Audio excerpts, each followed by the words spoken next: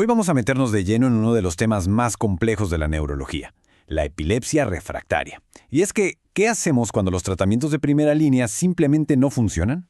Bueno, justo de eso vamos a hablar, de cómo las estrategias de combinación de fármacos están de verdad cambiando por completo el panorama para estos pacientes. Bienvenidos al canal educativo de la Escuela Militar de Medicina de México. Este material está pensado especialmente para colegas neurólogos y residentes, con el objetivo de profundizar en las tácticas farmacológicas más avanzadas que tenemos a nuestro alcance. Ok, para organizar la discusión vamos a seguir una ruta muy clara. Primero vamos a plantear bien el problema, el desafío que representa la epilepsia. Después, revisaremos el arsenal de fármacos con el que contamos. Luego, entraremos al corazón del tema, las estrategias de terapia combinada. De ahí pasaremos a ver cómo se aplica todo esto en el manejo de la epilepsia refractaria. Y para cerrar, echaremos un vistazo a lo que viene, al futuro del tratamiento. Muy bien, vamos a arrancar con la pregunta del millón.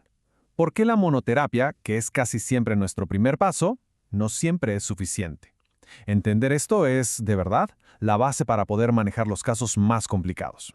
Y la respuesta está en los números. Fíjense en esto, un 30%. Estamos hablando de que casi 1 de cada 3 pacientes va a desarrollar epilepsia farmacoresistente. Es precisamente este grupo el que nos obliga a pensar fuera de la caja, a ir más allá de un solo medicamento y a volvernos verdaderos expertos en el arte de la terapia combinada. Bueno, y solo para asegurarnos de que todos partimos del mismo punto, recordemos rapidísimo qué es la epilepsia. No hablamos de una convulsión aislada, ¿verdad?, sino de un trastorno crónico. Es, en esencia, una predisposición del cerebro a generar estas descargas neuronales anormales de forma recurrente. A nivel fisiopatológico, todo se resume en una palabra: desequilibrio. Es como tener una balanza en el cerebro. De un lado tenemos la excitación, principalmente por el glutamato, y del otro la inhibición con el GABA como protagonista. Cuando esa balanza se inclina demasiado hacia la excitación, tenemos una crisis epiléptica. Así de simple y así de complejo a la vez. Entonces, si el problema es un desequilibrio, la pregunta lógica es ¿cómo lo corregimos? Pues bien, para eso tenemos nuestro arsenal farmacológico, los fármacos antiepilépticos, o FAES. Vamos a clasificarlos porque entender sus diferencias es crucial para saber cuál usar, cuándo y, sobre todo, cómo combinarlos.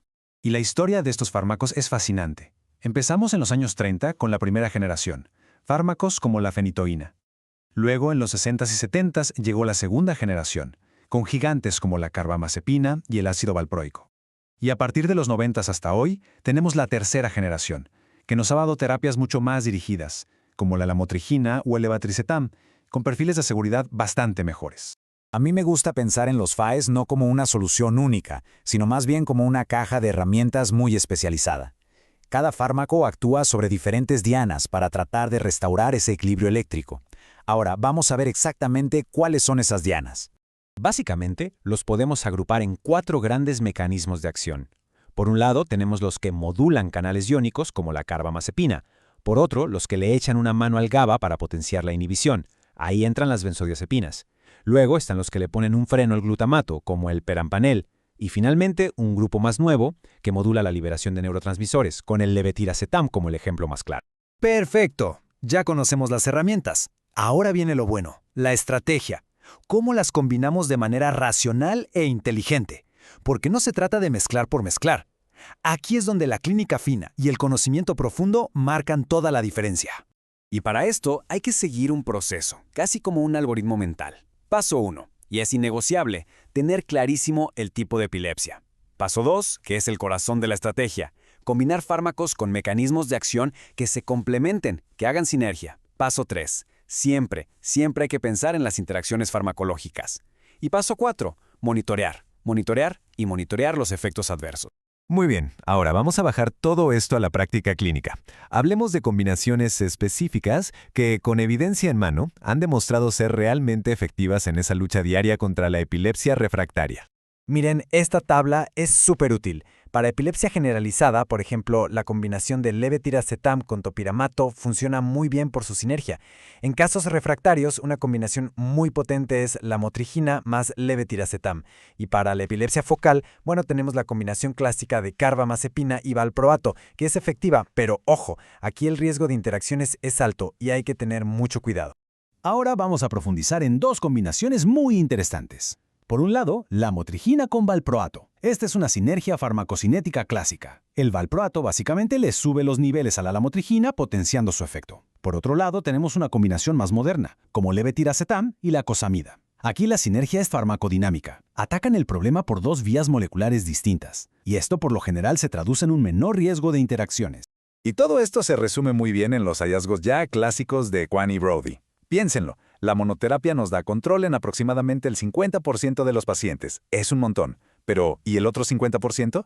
Para ellos, para esos pacientes más complejos, la terapia combinada no es una opción, es nuestra mejor herramienta para mejorar significativamente el control de las crisis.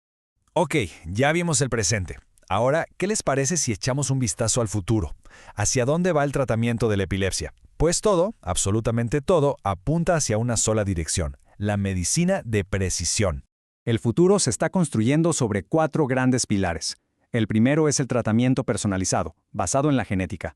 El segundo, la optimización de las formulaciones. Piensen en combinaciones a dosis fijas. Tercero, claro, la búsqueda de nuevas dianas terapéuticas que nunca para.